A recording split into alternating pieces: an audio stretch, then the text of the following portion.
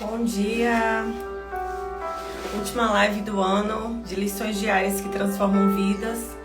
Hoje não poderia ser diferente, né? Depois dessa jornada aí de 11 encontros, hoje o 11º encontro, com o tema A Força da Gratidão. Tô muito feliz por ter concluído essa jornada aí de 11 semanas com vocês aqui pela manhã. Sei que é um desafio, né? Uma live aí de 20, 30 minutinhos. Sei que é um desafio para mim e para cada um de vocês que tá aqui comigo todas as semanas. E o coração se alegra, né, por ter conseguido concluir, porque não é fácil, aparece muitas coisas que às vezes tenta nos tirar do foco, né? E ter constância, principalmente nos dias de hoje, de tantas distrações e tantas demandas, é um desafio. Mas eu agradeço pela presença de cada um de vocês. Convido vocês a convidarem outras pessoas. Então hoje, gente, com a força da gratidão. O que é a gratidão? É reconhecer. Então eu até anotei aqui, ó, reconhecimento das coisas que existem na vida.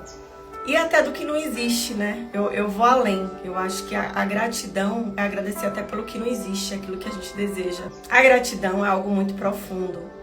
E já é comprovado cientificamente que a gratidão ela ajuda também no processo de cura. Cura no sentido assim de nos dar mais saúde, né? Nos permite ter uma vida mais saudável. Porque quando a gente agradece mais e a gente pratica a gratidão nas mínimas coisas ou nas coisas que aparentemente são coisas que às vezes a gente pode achar até inicialmente que é ruim, ali a gente praticando a gratidão e conseguindo ver alguma coisa boa, aquele momento de dor, aquela fase dolorosa que a gente está passando, ela tende a ser mais leve, né? Então, assim, a gente na vida tá o tempo todo em transição, o tempo todo em mudanças. E a gente vive uma vida acelerada onde as pessoas reclamam de tudo, elas falam de tudo, elas querem falar muito o tempo todo e questionar alguma coisa, exigir alguma coisa. Na semana passada eu falei sobre o poder do silêncio e muitas pessoas me deram alguns feedbacks, alguns depoimentos no privado, através de direct, WhatsApp, falando o quanto que foi profundo ouvir sobre o silêncio e quanto que às vezes a gente tem essa dificuldade de silenciar e entender o silêncio como resposta. E aí, pegando o gancho, essa semana a gente fecha aí a jornada de 2023 com gratidão, a força da gratidão. E aí eu queria iniciar essa reflexão falando sobre a palavra de José. Esse final de semana eu viajei com os amigos e a gente estava conversando sobre José no carro, sobre a história de José, da Bíblia, né? Aquele José, filho de Jacó, que era o irmão mais novo e que era o filho predileto de seu pai, por ser o filho do grande amor dele. E os seus irmãos mais velhos não entendiam isso.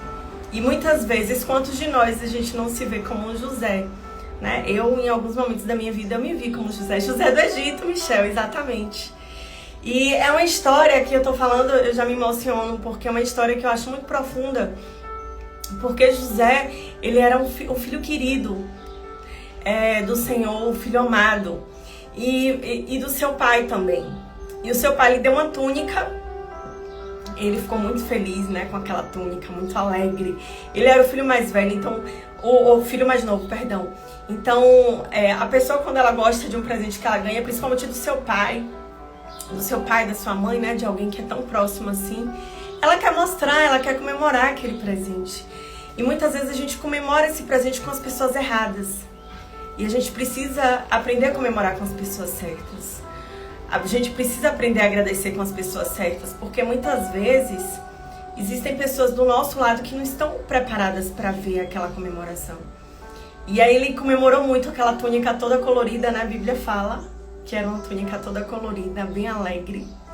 José, ele era, começou a ser conhecido como um sonhador também ali pela sua família, onde ele começou a ter sonhos e falava para seus irmãos. E nesses sonhos já sinalizava o que Deus tinha para o futuro de José. E ele contou esse sonho para os irmãos. E os irmãos tiveram raiva de José, porque nesse sonho dava a entender que os irmãos iriam servir a José. E José era o mais novo. Pela regra, pela lógica, Os irmãos não poderiam servi-lo, né? Já que ele era o mais novo. Só que José tinha um coração lindo, um coração temente a Deus e comprometido, um coração grato. E Deus, ele iria honrar a história de José. E a partir dali gerou uma inveja nos irmãos, e os irmãos começaram a projetar se livrar de José. E aí, em resumo, eles saíram ali ao campo, né? José queria ir junto, eles não queriam levar José, porque José não entendia de nada, dizia que José era desastrado, não ia saber caçar, não ia saber fazer as coisas que eles sabiam fazer. Mas José insistia de ir com os irmãos, ele queria ir com os irmãos. Naquela época a Bíblia fala que ele era muito novo, então assim, talvez José tivesse 16, 17 anos, eu não lembro agora. E ele era novo. E ele foi junto com os irmãos, e ali no meio do caminho eles tiveram uma ideia de se livrar de José. Queriam matar José.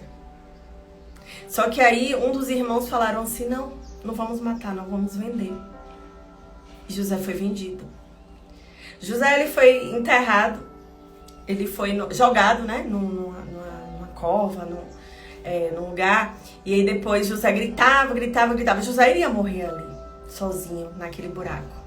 Mas aí eles tiveram a ideia de vender. Um dos irmãos teve ideia e os outros irmãos concordaram. Então vamos lucrar através da vida de José.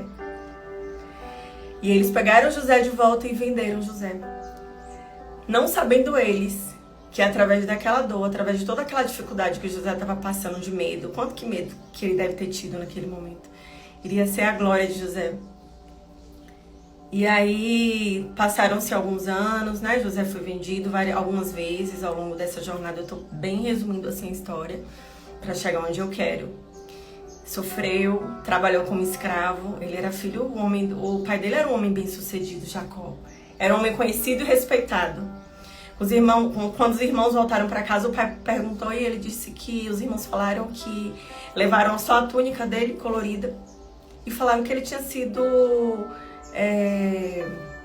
pego, né, por um animal selvagem. E o Jacó chorou muito por muitos dias. Eu acredito até que Jacó pode ter entrado em depressão. Porque a Bíblia não fala de depressão como a gente ouve, né, hoje. É um tema bem conhecido e bem falado. Mas a tristeza, a gente sabe disso. Que a tristeza em um nível profundo, ela pode desencadear uma depressão.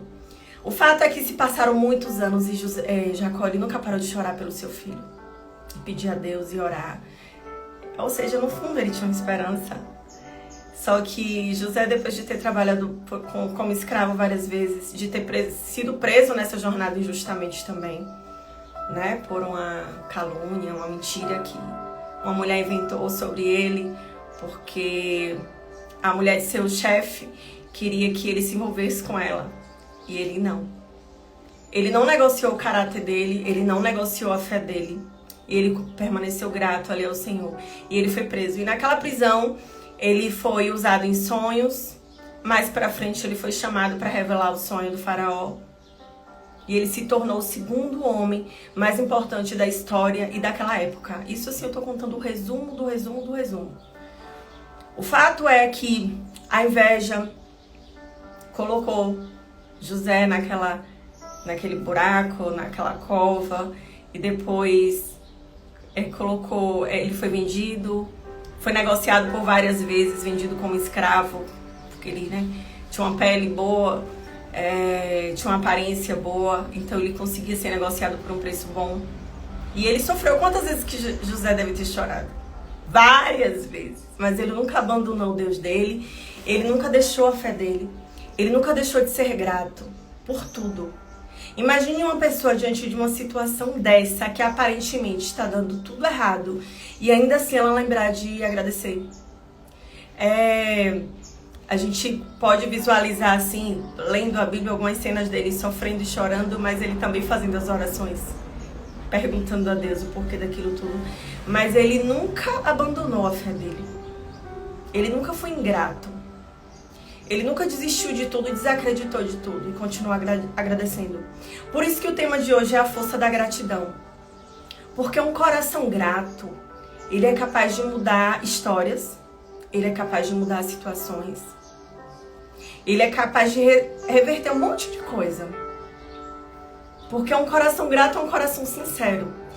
Então eu já acordo agradecendo pelo dia, pelo ar, por estar enxergando, né? Quantas vezes as pessoas acordam, tem algumas crises de ansiedade ou de alguma coisa de questão de saúde e não tem oportunidade de enxergar mais. Ou nem acordam. Tem uma morte súbita durante a noite. E tá tudo bem, às vezes era o dia da pessoa. Não tá em questão isso. Tá em questão que a gente ainda tá aqui, cada um de nós conseguiu acordar, a gente teve a oportunidade de acordar e a gente tá aqui respirando. E a gente tá aqui pronto para mais um dia, para mais uma jornada e mais um ano. O ano de 2023 está sendo um ano abençoado na minha vida, um ano incrível. Um ano que eu me coloquei na posição para viver o sobrenatural de Deus. Investi nos meus sonhos, projetei por muitos anos, por alguns anos, fui moldada, fui preparada para viver tudo que eu tô vivendo hoje. Foi um ano que eu deixei meus medos, alguns julgamentos, para investir naquilo que eu acreditava, naquilo que eu sonhava, naquilo que Deus ele colocou no meu coração, que eu nasci para fazer. Foi um ano que eu abri mão da CLT, porque era o meu momento e ninguém entendia. Até meu irmão não entendia. Mana, e vai ser como? Você tem um bom emprego? Será que é isso mesmo? Quando ele soube o que eu ia fazer, que eu ia viajar, que eu ia passar um tempo fora do país, que eu ia ficar 3 meses em Malta, ele ficou com medo. Mana, como é que vai ser? E você tem dinheiro? Depois que você voltar, você tem dinheiro pra se manter? Aí eu lembrei de uma palavra que Deus ele me deu lá atrás, quando eu tomei essa decisão. Quando a minha decisão ela estava tomada. Às vezes a gente toma uma decisão e ainda não está no momento de verbalizar, de divulgar. E aí eu lembrei da palavra: eu sou o maior patrocinador dos teus projetos. E nada vai te faltar. E aí eu lembrei dessa palavra. E eu quero dizer para cada um de vocês que eu não tive uma jornada fácil. Eu tive uma jornada de muito desafio, mas eu tenho orgulho das minhas origens e de toda a minha jornada. Porque foi a minha jornada que me preparou para que eu estivesse aqui hoje, falando com vocês. Eu tô muito emocionada, porque isso é muito forte. A gente demonstrar nossas vulnerabilidades aqui. É muito difícil, a gente é julgado, a gente é apontado. Às vezes as pessoas elas não entendem. Mas às vezes isso é preciso pra, às vezes, reanimar a fé de algumas pessoas. Pra as pessoas aprenderem a ter gratidão. Eu não tive uma vida fácil, mas eu não tive uma vida de vitimismo. Eu escolhi, ao invés de me vitimizar, eu escolhi vencer. Eu escolhi buscar os meus sonhos, eu escolhi lutar pelos meus sonhos. E eu incentivo e desafio vocês nessa manhã a lutarem pelos sonhos de vocês. Esse ano, quem me acompanha desde o início sabe. Em fevereiro, eu saí da CLT. Em março, eu comecei a atender cliente de consultoria. Eu comecei a ganhar meu primeiro salário como carreira solo. Eu brinco como carreira solo. De um hospital bem respeitado aqui da cidade, na área de oftalmologia. Talvez alguns de vocês nem saibam disso, porque tem coisas que a gente nem divulga. Em abril, em março ainda, eu comecei a organizar o profissional desejável, porque eu já tinha essa temática que já estava no meu coração. E eu falei, Bia, assim, uau! Eu tava fora da indústria por uma vontade minha e já tinha algumas pessoas me sinalizando para voltar para o mercado da indústria, porque não entendi o que é que eu ia fazer. Eu só agradeci e falava, eu tenho um projeto. Eu tenho projetos. Eu te agradeço, mas eu tenho projetos. E aí veio assim, você é uma profissional desejável, as pessoas querem te ter na equipe, as pessoas querem te ter por perto. E você tem que ensinar isso para outras pessoas. As pessoas têm que ter vontade de estar perto de cada um de nós. A gente tem que ser luz, né? Eu vi que teve gente que escreveu assim, você é luz. Então a gente tem que ser luz aonde a gente estiver, seja no trabalho. E ser luz não significa impor nada. Ser luz significa ser leve, ser luz significa acolher, ser luz significa abraçar. Ser luz significa respeitar a opinião do outro. Ser luz significa ser humilde. Ser luz é reconhecer quando a gente está errado, é aceitar uma crítica e crescer com essa crítica. E eu cresço todos os dias, com tudo que eu escuto. E eu erro também. E eu aprendo com o meu erro. Então, assim, comecei a organizar o Profissional Desejável em maio. Gente, foi uma noite que eu nunca vou esquecer. Quem estava aqui presente sabe. Foi muito emocionante entrar naquele lugar. Entrar no Ibis, ver o rostinho de todo mundo lá, assim, ó. Muita gente se emocionou na minha entrada. E eu entrei falando: construa uma trajetória de excelência e deixe sua marca por onde passar. É uma frase minha. Em breve vocês vão ver aí escrito em um livro meu, com toda certeza. E aí veio o Profissional Desejável, lançado, trazido à realidade, né? Tipo assim, se tornou real esse sonho. Em maio ainda, no final de maio, isso foi no início de maio, eu viajei pra Malta. Primeiro eu viajei pra Inglaterra realizar um sonho de adolescente. Conheci Londres, que era o sonho de adolescente. Quando eu cheguei naquele lugar, eu falei: Deus, só tu. Quando eu vi o Big Ben, os ônibus London. Parece simples, né, gente? Mas não. O sonho, cada um tem o tamanho do seu sonho. Então, assim, eu tinha um objetivo. E eu precisava viver esse objetivo, eu precisava honrar. E aí de lá eu fui pra Malta, fiquei 3 meses, conheci pessoas incríveis. Eu era a brasileira que mais andava com gente de outros países. Até o pessoal da escola falou assim: nossa, você é a única brasileira assim, que eu vejo aqui, que faz questão de andar com outras pessoas de outras nacionalidades. A gente vê que as pessoas das outras nacionalidades, elas querem estar perto, e meu inglês era bem verde. Eu fui desenvolvendo, destravando mais lá, eu fui com inglês bem básico. Deu uma melhorada, viu? Preciso voltar de novo pra me treinar mais. Mas assim, foi assim, perfeito. Foi tudo perfeito. Eu andava com o pessoal da Turquia, do Japão. Os colombianos eram o pessoal que eu mais andava. Vivi, né? Morei na mesma casa com a italiana, uma japonesa e uma colombiana, que até hoje a gente se fala. A Ângela. Depois chegou uma outra colombiana também. Depois foram mudando algumas pessoas, né? Que chega a data das pessoas irem embora. E eu aprendi tanto com cada uma daquelas pessoas, cada uma daquelas culturas. E eu era tão grata que eu era. A Deus por tudo que eu vivi. Às vezes eu ficava assim olhando. Tinha gente que pensava que eu nem ia voltar, né? Porque eu tava tão adaptada. Minha mãe disse que passou tão rápido, que eu tava tão feliz. Ela entrou na live aí, que parecia que eu nem... parecia que não tinha tanto tempo, que já tinha tanto tempo. Enfim. Eu tinha um propósito de voltar, porque no final do ano ia ser... Deus é bom, é verdade. Eu tinha o projeto de lançar o meu capítulo no livro Histórias Importantes Demais para Ficarem no Anonimato. E nesse livro, que foi lançado agora em São Paulo no início do mês, quem acompanhou sabe, o lançamento oficial foi lá, porque a editora é lá, a editora Literária Books. E aí o meu capítulo é Atitude, Coerência e Estratégia, 3 pilares para transições de sucesso. E no meu capítulo eu falo um pouco da minha trajetória profissional, falo da minha jornada, como é que foi. E aí passa um filme, assim. Falo da gratidão, falo da minha fé em todas as decisões embasadas na fé, colocando ali Deus na frente, que pra mim Ele é o centro da minha vida. As minhas orações Deus, independente de onde eu vinha chegar daqui pra frente, que eu sei que Ele vai me levar pra lugares altos, para que eu viva o que eu preciso viver. A única coisa que eu falo não se afasta de mim, que eu nunca venha ser ingrata, que eu nunca venha perder a minha fé e a minha gratidão. Independente de onde eu venha andar, que eu sempre venha ser uma pessoa grata. E que eu nunca esqueça da minha jornada, que eu nunca esqueça da minha história, que eu nunca esqueça das dificuldades que eu passei, que eu olhe pra tudo e que eu tenha orgulho da minha história. Então é muito bom que mesmo quando a gente passa por dificuldades, a gente tem orgulho da nossa história.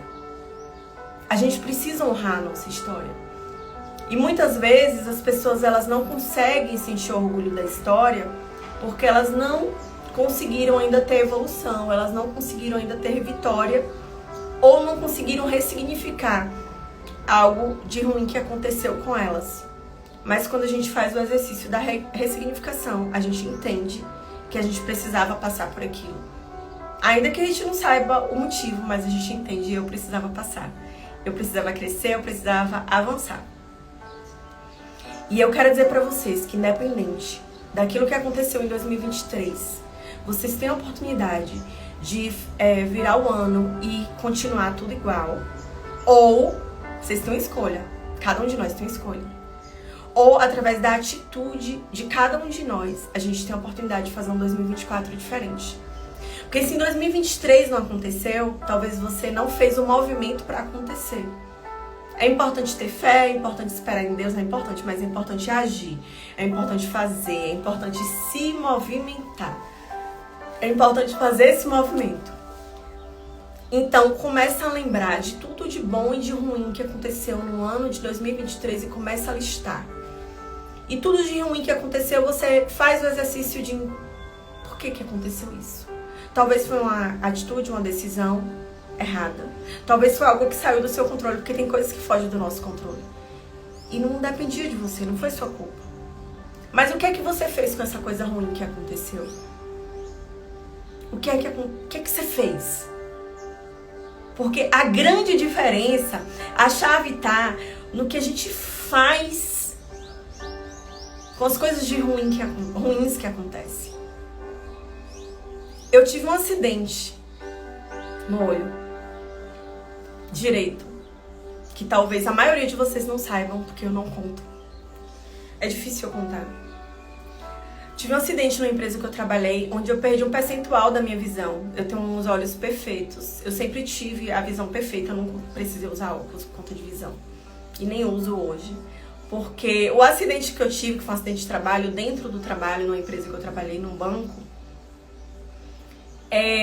eu perdi em torno aí de 90% da visão de um olho. Aí talvez algumas pessoas perguntem, por que você dirige? Por que você consegue fazer tudo? Porque eu tenho um olho esquerdo. A gente tem 2 olhos, a gente tem 2 ouvidos.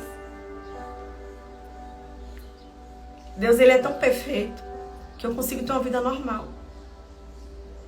Aí uma pessoa me disse lá atrás, eu tive a oportunidade de encontrar com uma gerente, ela falou bem assim, ela me falou uma vez, você, se fosse comigo que tivesse acontecido uma coisa dessa, ser nova, eu tinha acho que uns 26 anos, no período que aconteceu isso, 26, 27 anos.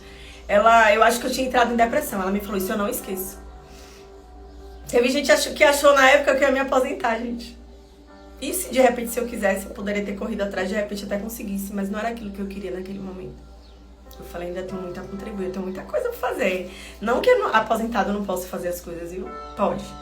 A gente consegue fazer muita coisa também. Mas naquela circunstância não era o que eu queria pra mim. E eu fiz o tratamento todo na época do olho. E meu maior medo era ficar com a mancha no olho, com alguma coisa assim, sabe? Anomalia, com alguma coisa. E eu não fiquei com nada. Eu realmente tenho o olho direito, esse olho aqui, ó. Ele tem uma visão um pouco reduzida, mas é imperceptível, só vem exames. Aí eu consigo fazer tudo por causa do meu olho esquerdo. Eu tinha a opção de usar lente de contato. Só que é uma lente rígida, uma lente especial, porque o grau e a miopia é alto. Mas eu não consegui me adaptar, porque eu tenho uma cicatriz dentro do olho. E eu optei em conviver sem a lente de contato. E eu tenho uma vida que eu consigo fazer minhas coisas. Porque, graças a Deus, o meu olho esquerdo, ele é perfeito. Vocês entenderam porque eu contei essa história? Eu poderia lá atrás ter escolhido me vitimizar. Poxa, meus 2 olhos eram perfeitos. E agora uma das minhas visões não é 100%. Mas eu agradeci, eu falei, Deus, eu não fiquei com uma mancha no olho. Eu não tenho uma mancha no olho. Meus olhos são perfeitos. Eu tenho meu outro olho que é perfeito, eu consigo ver tudo. E aí, às vezes, minha visão periférica é ruim. Às vezes, se hoje eu quisesse pilotar um avião, né? Todo mundo, o pessoal me conhece, sabe que eu sou bem corajosa. E aí, se eu quisesse pilotar um avião hoje, de repente fazer um curso pra ser pilota de avião, que hoje tem muita mulher que pilota, né? Eu não poderia, porque minha acuidade visual não é boa. Você precisa das 2 visões 100% boas. Se eu quisesse hoje fazer uma cirurgia, ser uma cirurgiã médica, aí entendo umas limitações. Se eu quisesse, não é meu sonho. Olha como Deus é perfeito, não é meu sonho. Se eu quisesse ser uma cirurgiã médica, hoje eu não poderia. Então, por causa da acuidade visual, porque eu precisava das duas visões 100%. Mas eu consigo fazer todas as outras coisas que eu quero fazer. Eu amo escrever, eu gosto de ler, eu gosto de estar aqui conversando com vocês.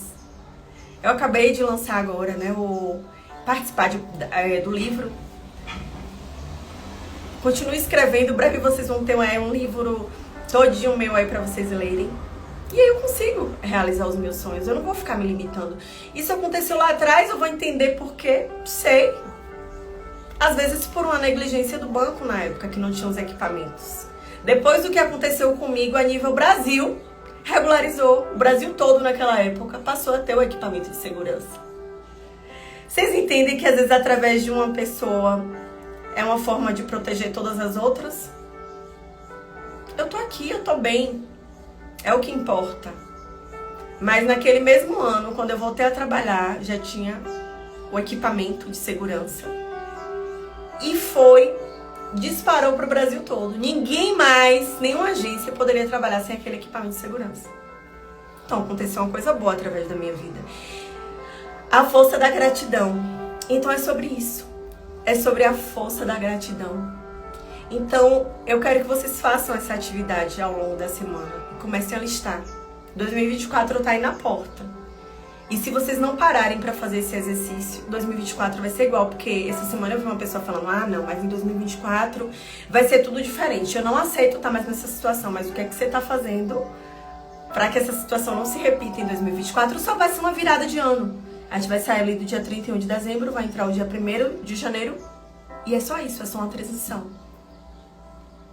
Só que essa transição, se cada um de nós virar as chaves que precisam ser viradas, 2024, eu profetizo e declaro que será o melhor ano da nossa vida.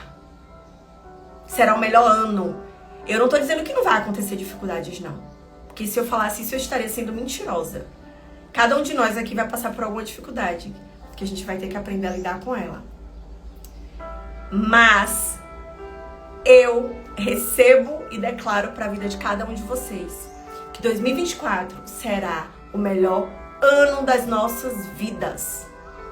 Talvez você só precise perdoar. Talvez você só precise abraçar. Talvez você só precise fazer aquela ligação que você ainda não fez, que você sabe que precisa. Talvez você precise reunir sua família e ter uma conversa franca. Talvez você precise se posicionar no seu trabalho. Talvez você precise sair de um relacionamento tóxico. Talvez você precise aprender a esperar. Talvez cada um de nós precisamos aprender a parar de reclamar. Então, uma excelente semana para cada um de vocês. Se fez sentido e se vocês gostaram dessa mensagem, compartilha com pelo menos 7 pessoas essa mensagem. E começa a fazer essas anotações. De tudo de ruim e tudo de bom. Só aconteceu coisa ruim. Não é possível, gente. Só o fato da gente estar aqui respirando, vocês estarem aqui me ouvindo, é uma coisa maravilhosa. Quantas pessoas que gostariam de ter essa oportunidade, né? Então, assim, começa a listar e o de ruim, anotar o que é que você aprendeu. Ou o que é que você precisa aprender. Ou conseguir enxergar ali naquilo. Por que aconteceu isso? Às vezes você não vai ter a resposta, mas faz o exercício.